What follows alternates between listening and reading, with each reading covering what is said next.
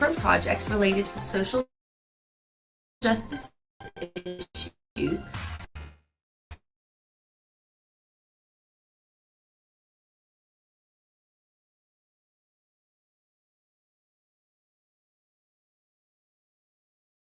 issues, the Sustainable Development Goals, and biblical justice.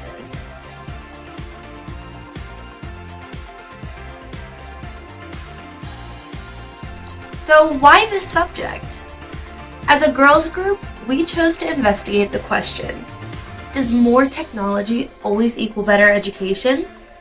Because we recognize that technology has become an integral part of our world today, and education specifically has been heavily influenced by it. You often hear people advocating for more technology in schools, whether it be access to computer labs, iPads, or accessibility devices, and schools that do not have access to technology are sometimes seen as worse off. It seems to us we have to accept as a society that more technology always equals better education. However, as a group with girls from 11 different countries, we know our lived realities are vastly different. Whether it be access to computer labs, iPads, or accessibility devices, and schools that do not have access.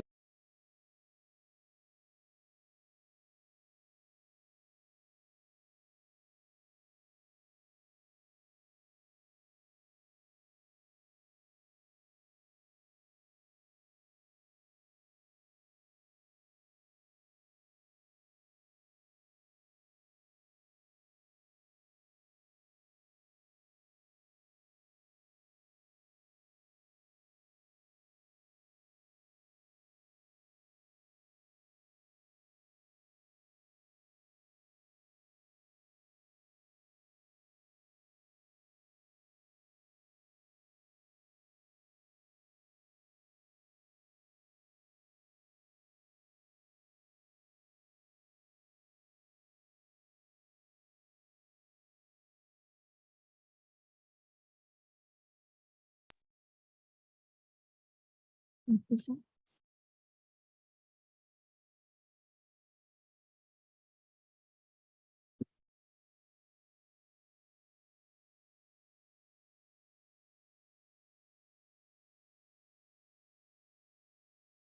rest of us.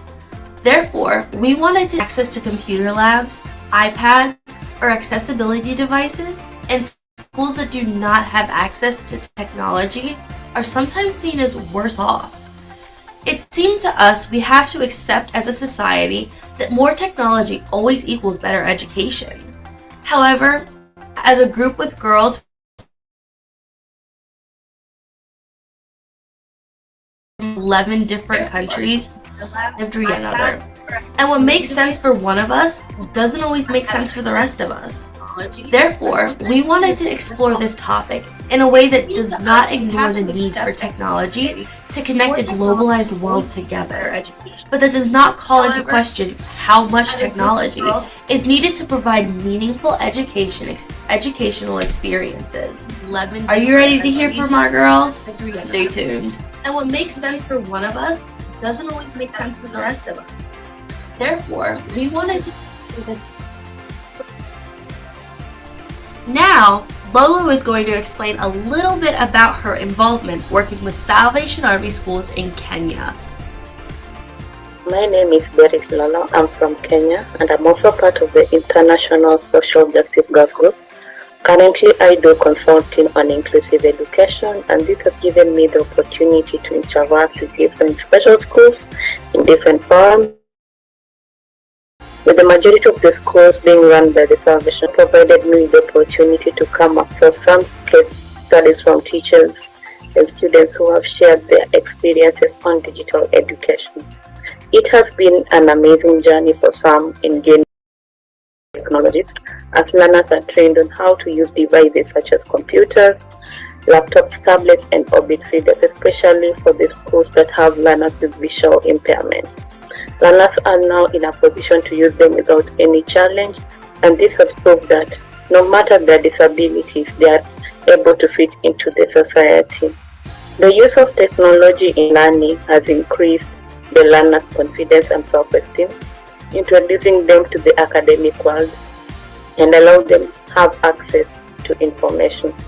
One of the major challenges of digital education is the affordability of some of these technologies, which has made it hard for some of the learners to have personal devices to use, especially when they are at home. Awesome, Lolo, thanks! Do you have anything to add? Having interacted with learners with visual impairments, I would wish for a technology that not only caters for learners with visual impairments, but also learners with multiple disabilities. A technology that would be efficient for learners who are physically handicapped. Being a student myself, I have been able to incorporate technology in my education, and I would say it has been a great experience. Especially during and after the pandemic, we saw the coming up of online classes and even online graduation. These online platforms have provided a blended environment for learners. Many learners are able to participate in class and also give out their views through online platforms. Enable is an NGO that partners with special schools to empower learners through assistive technology. This NGO has ensured that the Salvation Army Likoni School for the Visually Impaired has access to a fully equipped computer lab.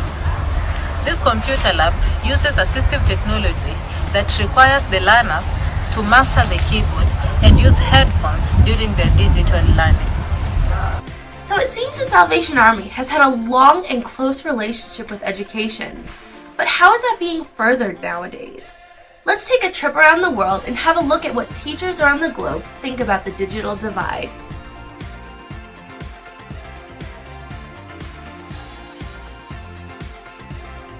What kind of technology do you use in your daily life? You can tell me from your experience and also from your own perspective. So maybe you could tell us about your name and your position in school, and also where are you from geographically, and also a little about your background. Nama saya Adisti Manongko, saya dari Kota Manado di Indonesia. Saya seorang prajurit bala keselamatan di gereja. Saya seorang guru sekolah minggu melayani di pelayanan anak dan juga di pelayanan orang muda sebagai sersan mayor orang muda. Dan kemudian latar belakang profesi, saya adalah seorang guru di sekolah menengah atas yang bertempat di Likupang, salah satu daerah di bagian Sulawesi Utara di Kabupaten Minahasa Utara. Saya adalah seorang guru bahasa Jerman di sekolah tersebut. Kalau untuk teknologi di tempat saya mengajar sudah menggunakan ya, walaupun memang sekolah itu terletak di tempat pedesaan, tapi teknologi sudah masuk ke sana, khususnya untuk internet. Kami sudah menggunakan dalam proses pembelajaran, sudah mulai digunakan. Untuk peralatan kami menggunakan PPT bisa, kami pakai LCD juga, sudah masuk ke dalam kelas ya, dalam mengajar. Dan juga ada beberapa online aplikasi yang bisa kami gunakan dalam pembelajaran. Apakah hal-hal tersebut membantu dalam mencapai tujuan pembelajaran? Iya, itu sangat membantu karena para murid bisa lebih mengerti ya, karena ada media yang kami gunakan. Okay, as a personal assistant, I obviously use, but when I do life skills lessons with the children that I work with, we use projectors, Apple TVs, laptops to deliver lessons. Okay, Yeah. okay. So what learning goals does this technology help you achieve in your work? So with regards to learning goals, some of the goals that we have, I think, is to ensure that our children are able to use technology appropriately. Okay. So we try to equip them with the knowledge on the how to do them. So we make them do presentations and I think that's mostly what we try to do, presentation skills and things like that. So you'll find we will, like, especially in some of my classes, I'll give them something like a vision board and say, go and come up with a vision board for the year, and then they come through and then they present. So I tend to encourage them to use technology more, as much as I don't mind them bringing me a hard copy of what they want to do. Yeah. Okay. Hi everyone, my name is Joy, and today I have with me Mr. Brownwell Mbebiye. Mr. Brownwell Mbebiye is the head of schools for the Salvation Army, nursery, primary, and secondary school. I'll leave him to introduce himself. Okay, my name is Bramwell Mbebiye. I'm currently the head of schools of Salvation Army, Catherine Booth Nursery and Primary and Secondary School, located in Lagos, Nigeria. Yes, my school will make use of technology. Actually, the internet, it's the closest we can reach out to in CBS, that's Catherine Booth School. Personally, when I teach, I make use of the internet because it makes learning easy and accessible for the pupils and students. Using the internet in the classroom, try to create this feeling in the students and pupils, actually concerning the topic or whatever concept you are trying to pass out or reach out to them. So the internet is one of the technology we use in the school. Yeah, and it really helps you accomplish a lot. Definitely, yeah. So I think you're trying to say that Catherine Booth School utilizes technology, right? Definitely, yeah. Awesome. Hello, nice to meet you. Can you please tell us your name, position, where you are from geographically, and a little about your background, please? Sure. So my name is Lindsay. I currently teach at a middle school in Maryland, about 45 minutes outside of DC. I started teaching pre-K, and this is my second full year teaching health and PE. Is technology also used in classes like PE? So our students rely on Brightspace, which is a platform very similar to Blackboard or Canvas. And it's basically a spot where teachers will put assignments, work, PowerPoints, things like that. So our students get all of their assignments from there. I typically use it during PE when I'm giving lessons, like just a brief history of a sport or rules, because when my students come to see me for 2 quarters of PE, we start in the classroom and then we go outside. So my students will come in, they have a do now or a warm up that I call a drill sheet, where they have to go to Brightspace, pick up a Google form, and then fill out the Google form, and that's how we kind of start our class. When it comes to health, same thing, they are in the classroom and they go to Brightspace, they do their warm up, but however, I try to limit their use of technology in my classroom. So once they do their drill sheet, which takes them about like 7 to 10 minutes. Once that's done, they typically will put their devices away unless they have to reference something for group work. And I do everything with them on paper, just because even though they're so immersed in technology, I still think the value of handwriting and being able to take notes is super important. And then when we do have the gym space, I don't have my students use their computers at all. Because we only have that for 1 quarter. So when they're in there, I just have them put their devices away and we're all physical activity. And what learning goal does the technology that you use, the Google form, the Brightspace, the loan computers, help you accomplish? So with PE, our goals and outcomes vary depending on the unit. And with health, it's very straightforward. The material is given to the state, but for what I use it, it's for them to really recall what we did the previous class. So any sort of, it's usually they answer some sort of like direct recall, but it's also for me to find out where they are, what they know, and what we need to address, because typically in their warm-up, one of the questions is directly related to the lesson that we just did, like either the day before or the week before, because I only see them 2 to 3 times a week.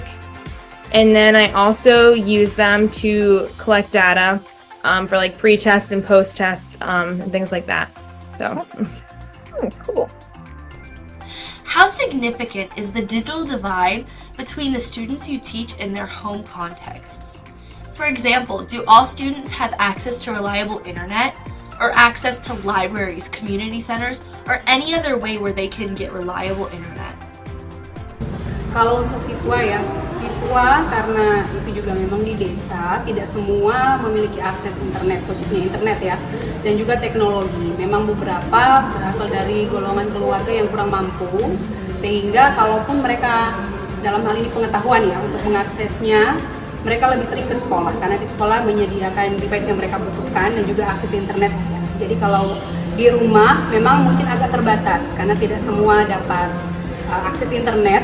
Karena beberapa memang tinggal di rumah yang koneksi internetnya memang tidak ada. Jadi ketika mereka mau untuk mencari-cari informasi, khususnya pengetahuan, ilmu pengetahuan, mereka harus ke sekolah.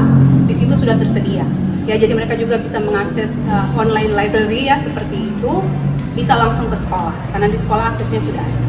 Cuman mungkin kalau di rumah agak terbatas.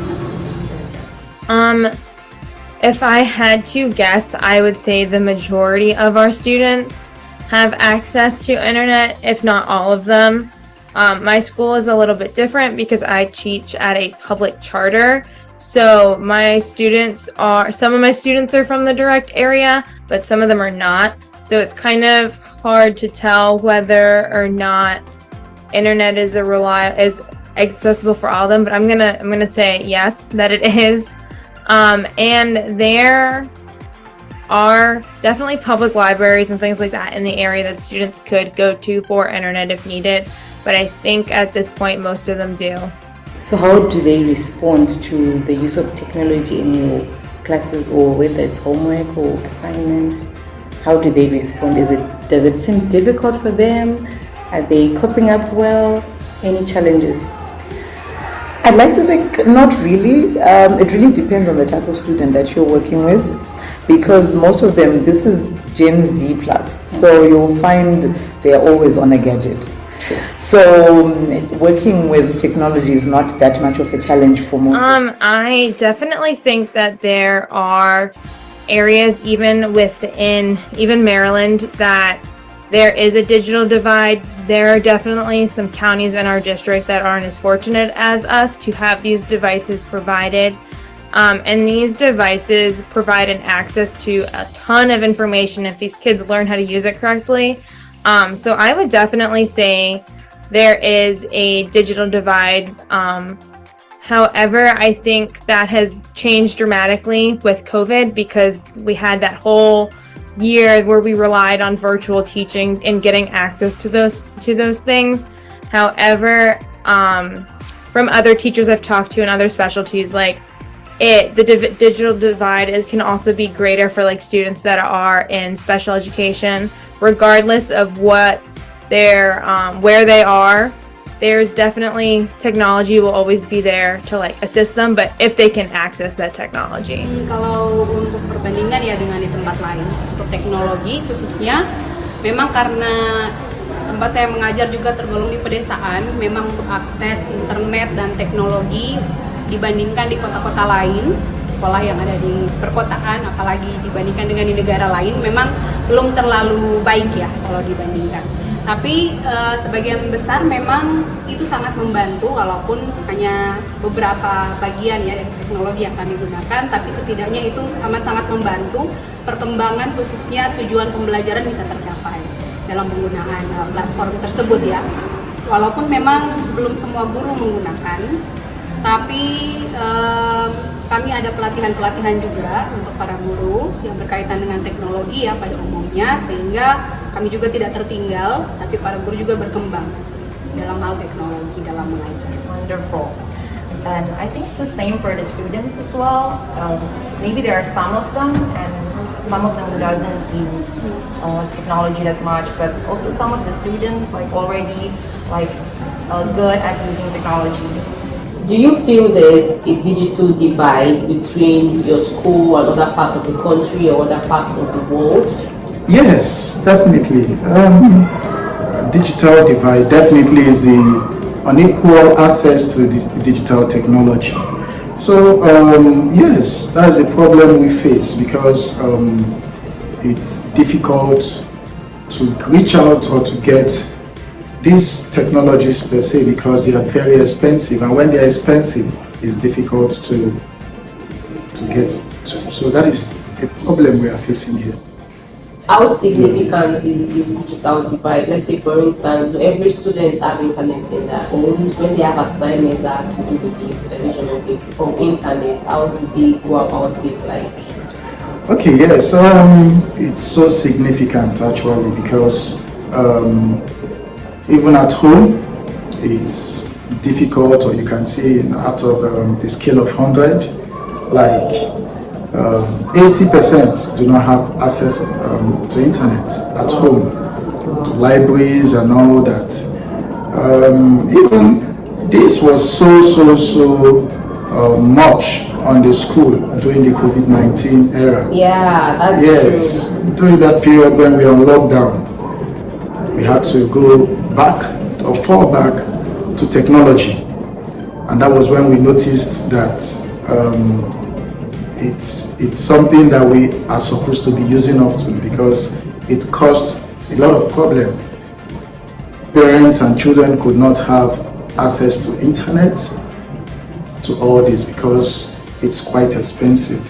So it's actually significant and something that we actually need to look into as well.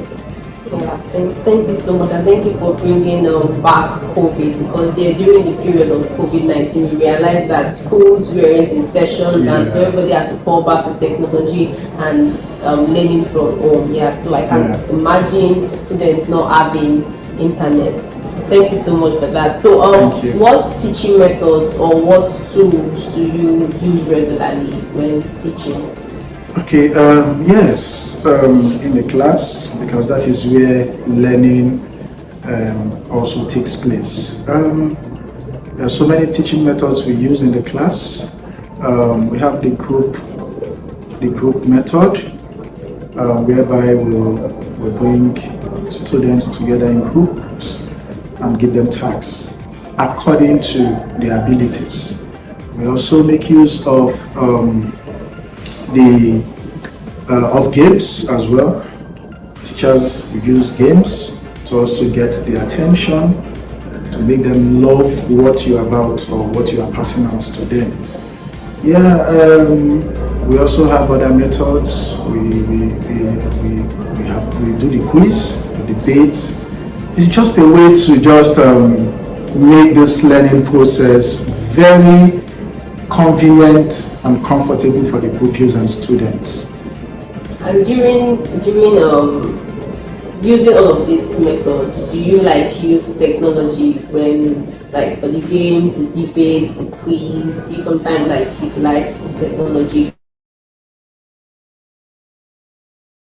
computers and all of that? Yeah, like you said, sometimes actually, not often, especially when we can access that at that moment. Okay. Make use of it. Yeah. Thank you so much. Wow, that's a lot of information. Just a quick note, I wanted to let you all know that there will be an option to ask questions, communicate with girl advocates, and connect with others. But for now, we're going to take a quick brain break. Wow, Maranza, that was a lot of information. I agree, but it was very interesting, right? It was really interesting, but I think a little game to lighten the mood would be really cool. I totally agree. What did you have in mind? If you could choose any part of the entire world to learn about something, where would it be and why? Wow, that is a difficult question, but a really good one. Well, it's hard because there are so many cool places, right? But Oh yeah. I think I want to go to Australia and swim in the Great Barrier Reef because it's so beautiful, and the nature and everything, to learn more about that, and maybe also work on my surf skills, Oh yeah, I want to surf too. That's always been a dream of mine. Right? It's so cool. You just feel it. But I don't know. I think when I get on the surf thing, I will probably fall a lot, but you know, why not? It's worth a try. But also the nature education, yes. And you? Oh man. For the longest time, my favorite subject has been history. And so I just think it would be so cool and visit different landmarks, learn about different cultures. That's always been a dream of mine. So that's probably what I would want to do. That's so cool. And you get to visit me in the Netherlands. I know, that'd be so awesome. Yeah. But if you have to pick, because Europe is quite big, you know, so if you have to pick one place where you would go, where would it be? Probably Italy. Because of the good food? The good food and the Colosseum. Those are the place. I totally get that. It's amazing. I want to visit as well. I haven't been there yet. Really? You're a lot closer than I am. I have been to Italy. I just haven't seen the Colosseum yet. But I can assure you that the Italian food is as good as they promise. Oh, I'm so excited now. We'll have to go. So, aren't you curious what everyone who is watching the event is thinking? We want to hear what you have to say. Yeah, definitely. So, go on, and then we probably should continue with the event, shall we? We do. We have a lot more to cover. So stay tuned, everyone. That was so fun, you guys. Now we're going to take another trip around the world. Those teacher stories were awesome. But now I'm curious what girls around the globe personally think about the digital divide. Will you travel with me again? What kind of technology do you use in your daily life?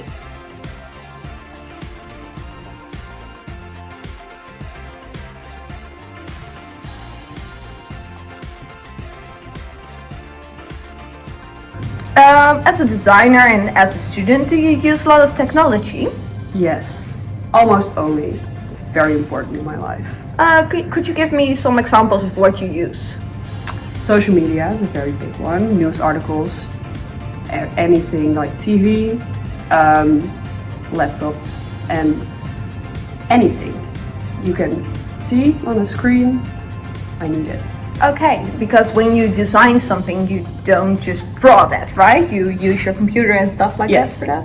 for that? My name is Melanie Oliveira. I am currently a student at King University, getting my master's in social work, graduating in May of 2023. Geographically, my family is from Portugal, but I was born in Newark, New Jersey. Along with being a student, I am also interning at a Family Success Center in Elizabeth, New Jersey. At my internship, we use technology every single day. We still meet virtually for our monthly meetings, and even our weekly one-on-one sessions are held virtually. And we use technology when we're promoting the programs that we're putting on at our center for the people of the community. During our programs, we also use technology to display the topics that we're talking about with our families. We do this by having PowerPoint slides, presentations, and showing videos that relate to the things we are talking about. Thank you.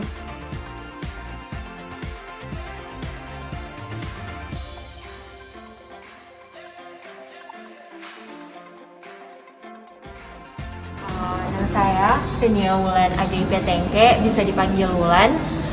Saya 18 tahun, sekarang lagi kuliah di Universitas Samratulangi Manado, Fakultas Kedokteran. Sebagai mahasiswa, teknologi yang saya gunakan itu HP, gadget, laptop. Iya sih, dua itu. Yang paling penting. So your laptop and your phone. Okay.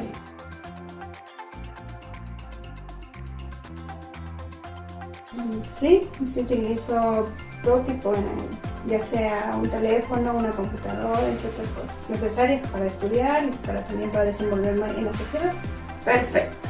¿Qué aplicaciones o sitios web usted utiliza más? Las aplicaciones, bueno, en la vida social, tanto Facebook, WhatsApp, TikTok, y dentro del ámbito educativo, Google Académico y entre otros. Muy bien, ¿por qué usted usa comúnmente estas aplicaciones? Como ya había dicho, es más para involucrarme más en la sociedad, para estar informada, para conocer un poco más de otros países, de otras regiones.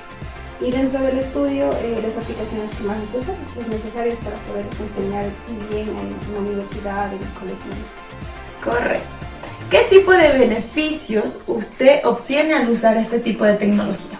Estar informado, el estar inmerso en la sociedad, el poder conocer las actividades o cosas que se vayan desarrollando dentro del mundo, porque este tipo de tecnología y esa red social ayuda a que uno, como una persona que vive en el Ecuador, puede conocer de otros países.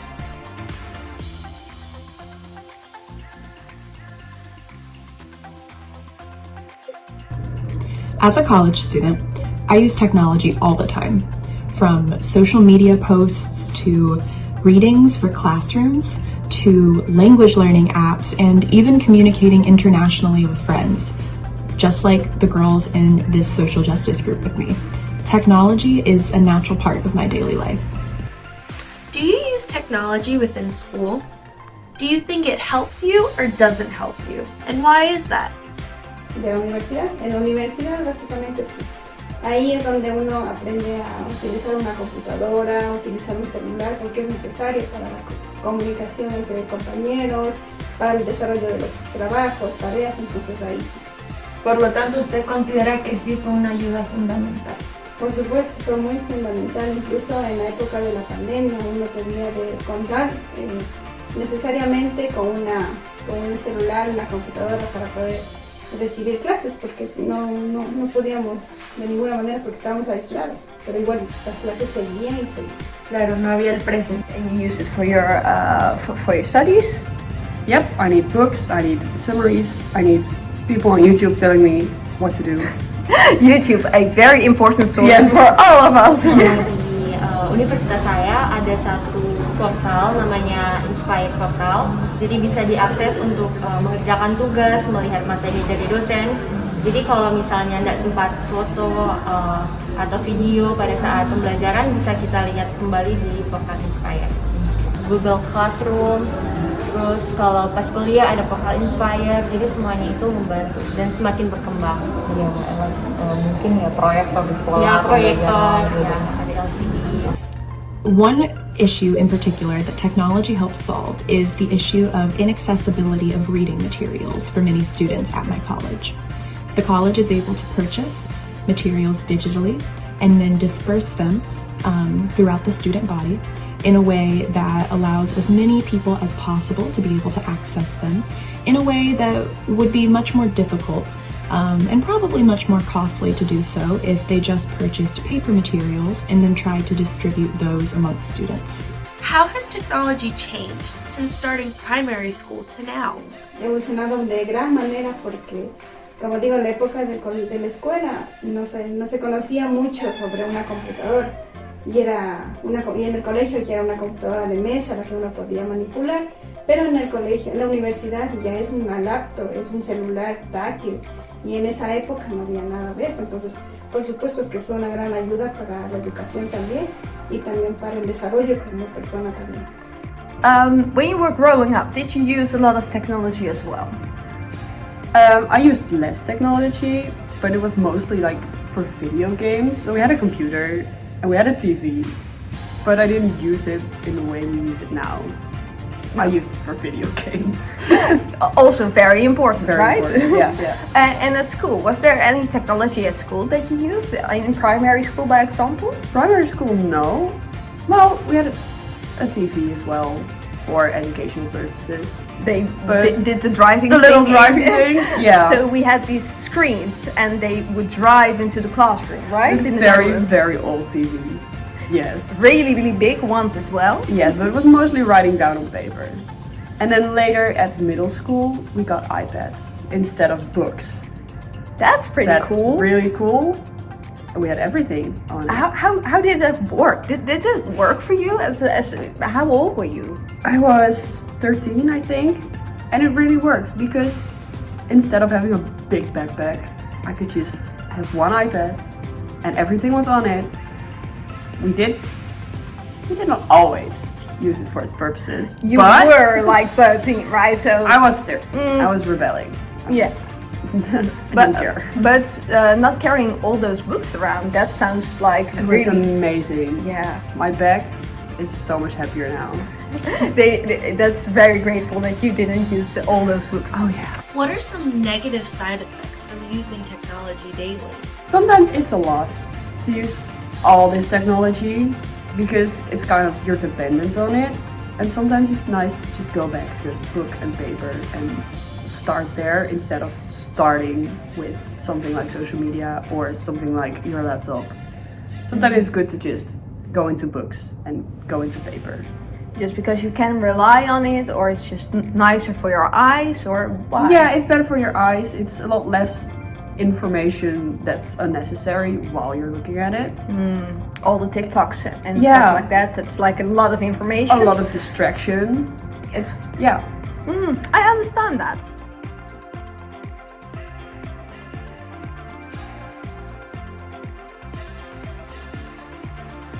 So the negative side effects to having such easy access to technology is that sometimes it's difficult to switch off, and it's easy to get distracted by what's going on your laptop or your phone instead of focusing on what's happening in the real world right in front of you.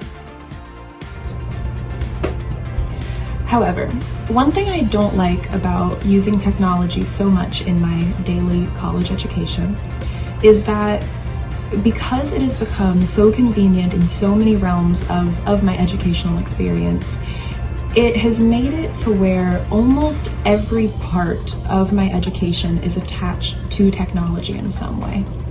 This leads to me using technology daily in my classes, and then also using technology when I return back home and I'm completing homework, whether it be writing assignments, readings, or other materials like projects. Even classroom meetings are sometimes moved digitally just for sake of convenience, and meeting up with classmates for group projects often moves digitally to easier accommodate everybody's schedules. This makes things wonderfully convenient and allows you to fit a lot more into your schedule, which is always a blessing. However, it leads to a lot of stress, a lot of sitting in one place for a long time, staring at a screen, a lot of headaches, and just a general feeling of wanting to get up and move and do something. So I do think that at times, there's an overuse of technology that leads to a lack of experiential components in education.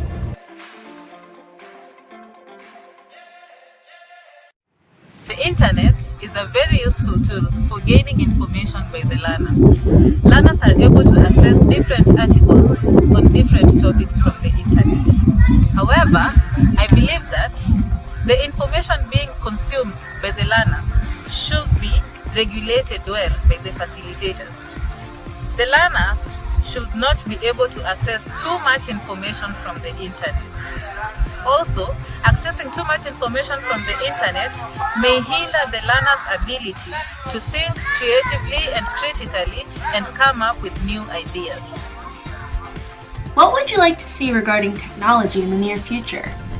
In my education, I think it's because it's communications is mostly marketing. I think it's nice to be able to see what actually happens. Like if I design a poster for a specific space, I would like to see the space and the poster on it. So something like VR, so I can actually understand how it works in a room, instead of just designing it and hoping it looks nice. I can imagine that could also help you with the client. By example, when you explain something to me, I normally don't understand. So when you have VR, then you I can just see. Then I can see what you mean, and then we can discuss better how we would. Yeah, what would change. So I think that would be a very good little thing for us to use. And also fun. And also very fun. We can have fun is with very that. fun. Wow! We have been to so many countries during this event, and we have spoken to so many people. So what is the right answer? Is more technology always the answer to better education? We have heard the experiences and opinions from girls all over the world. And you know what we noticed? everyone has had a different experience. And is someone then right or wrong? No, because it's their opinion and their experience. So therefore, there isn't one right answer. And I know what you're thinking. Well, isn't that the same thing you said at the beginning? If you're thinking that, you're not wrong. Because you see, finding the quote-unquote right answer to this question isn't really the point here. The point is that it is always important to hear others' experiences to seemingly simple questions, because our biased viewpoints will never be able to fully comprehend others' lived reality. Only they can tell us their stories, and we should never stop asking for them to be told. Today, we looked deeply at stories and aimed at exploring the digital divide. But this kind of project could have been done exploring any number of issues. We hope that in hearing these stories, something resonated in you. Maybe you have a passion to explore this topic further. Maybe you've been inspired to share your own stories on this topic with others. Or at the very least, we hope you understand the importance of not just considering different perspectives when they conveniently arrive in your daily lives, but of actively searching them out. So again, what's the right answer? How about we change that question? What is your experience? Tell us.